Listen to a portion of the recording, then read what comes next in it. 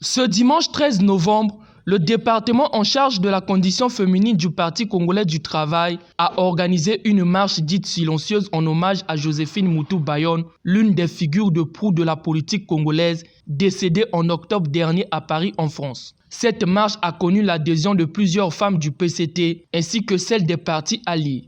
Moutou Bayonne m'a marqué de manière particulière.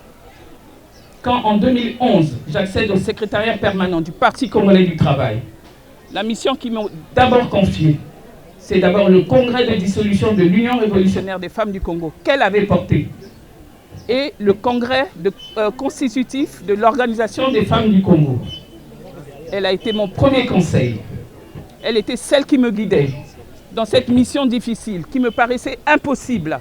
Celle qui était considérée comme une battante a reçu un hommage digne de son rang devant les camarades du parti venus des différents quartiers et arrondissements de Brazzaville pour marquer leur attachement à celle qu'elle considère comme un modèle pour les jeunes ainsi que pour la jeune féminine.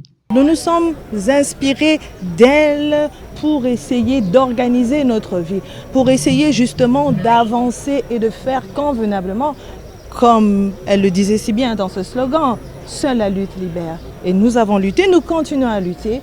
Nous espérons que nous allons continuer à marcher sur les traces, sur les pas de maman Joséphine Moutou Bayonne. Représentant le gouvernement, Jacqueline Lydia Mikolo a salué le combat politique mené par l'illustre disparu. Ce que nous sommes aujourd'hui, si nous pouvons être au gouvernement, si nous pouvons être membres du bureau politique du PCT, membres du comité central, si nous pouvons aspirer à être députés, c'est parce qu'il y a eu des Joséphine Moutou Bayonne avant nous.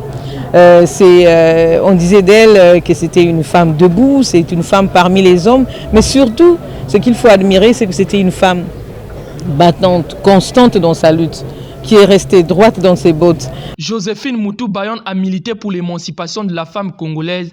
Elle a également participé à la création du Parti congolais du travail. Cette dernière sera inhumée dans les prochains jours.